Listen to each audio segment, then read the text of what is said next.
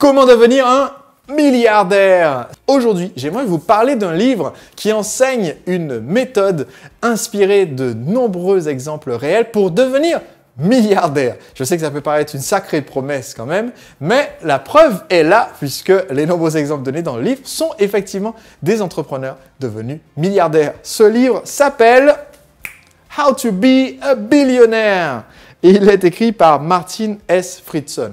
Alors, petite remarque très rapide sur la question justement de quelle est la crédibilité d'un livre sur comment devenir un milliardaire.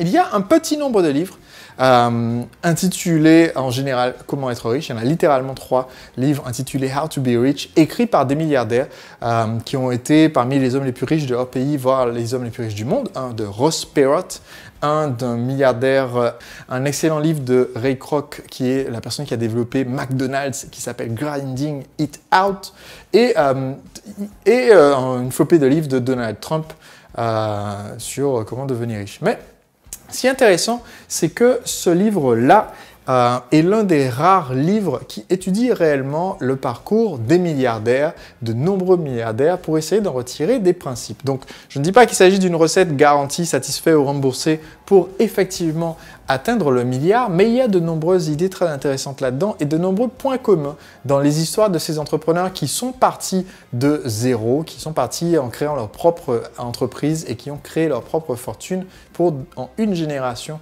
figurer parmi les personnes les plus riches du monde. Donc, j'aimerais vous poser une question. Quel est l'homme le plus riche du monde? Dites-le moi, c'est Bill Gates, à l'heure où je fais cette vidéo. Bill Gates est l'homme le plus riche du monde avec une bonne avance confortable en ce moment sur son ami Warren Buffett. Ce sont ces deux-là en général qui se disputent la première place depuis plus d'une dizaine d'années avec une richesse qui est allée jusqu'à 100 milliards de dollars pour Bill Gates, qui a descendu depuis la crise financière, mais il reste quand même loin en tête. Et dans cet épisode d'aujourd'hui, j'aimerais démonter un petit peu la fameuse loi de l'attraction. On vous dit souvent, vous avez sûrement entendu cela si vous êtes dans ce monde un peu du développement personnel et professionnel, notamment avec toutes les vidéos qui sont publiées sur Internet. Vous avez sûrement déjà entendu parler de la loi de l'attraction qui veut que nos pensées deviennent réalité et que du coup, si on veut devenir millionnaire, eh bien, déjà millionnaire, eh bien, c'est en ayant d'abord l'esprit millionnaire qu'on devient millionnaire et si on veut devenir milliardaire, il faut avoir l'esprit milliardaire et penser qu'on veut devenir milliardaire et faire des affirmations peut-être même dans cette optique pour espérer le devenir un jour. Ce que j'ai trouvé très intéressant, c'est que dans ce livre, donc de nombreux exemples sont donnés de parcours de personnes qui sont devenues milliardaires et une de ces personnes qui a inspiré le livre, c'est effectivement Bill Gates.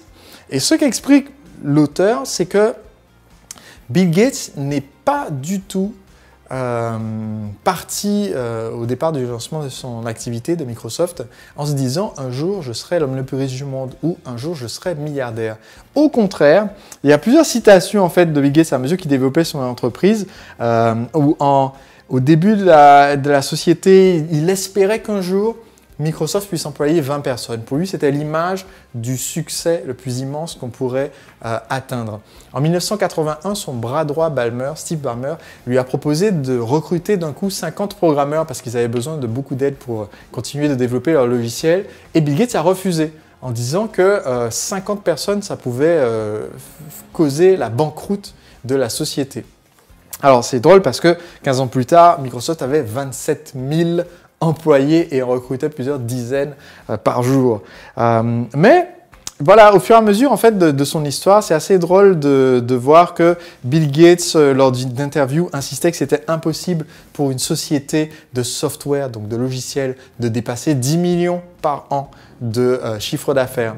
Il pensait que c'était juste impossible pour une société dans ce secteur. Et l'année d'après, sa société a fait 16 millions. Un peu plus tard, il confiait à une amie qu'il disait « Je pense que je peux amener cette société à un demi-milliard de chiffre d'affaires annuel. Je pense que je peux y arriver. Ça nécessite un effort incroyable, mais je pense que je peux y arriver. Et après, je ne pense pas que ce soit possible d'aller plus loin. » Et quelques années plus tard, il faisait 14 milliards de chiffre d'affaires annuel.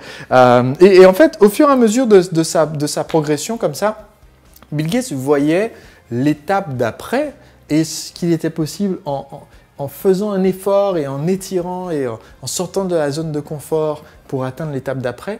Mais à aucun moment, il n'est parti avec la vision, voilà, je vais être l'homme le plus riche du monde ou je vais être un milliardaire. Et pour moi, c'est un point important parce que j'ai rencontré de nombreux entrepreneurs, et ça a même été mon cas au début quand j'ai démarré mon entreprise, avec des grandes visions et des grandes ambitions. Et le fait, en fait, de se concentrer sur cette grande vision et cette grande intention, on se dit que c'est censé nous tirer vers l'avant. Quelquefois, il se peut que l'écart soit tellement grand qu'en fait, ça nous limite. Pourquoi? Parce que cet écart est tellement grand que ça pousse à prendre des décisions à court terme pour essayer de prendre des raccourcis. Alors que si on se concentre sur exécuter parfaitement l'étape sur laquelle on est actuellement pour pouvoir ensuite aller vers l'étape suivante, c'est ce qui nous permet de poser vraiment les pieds sur un sol ferme au lieu d'essayer de prendre des raccourcis.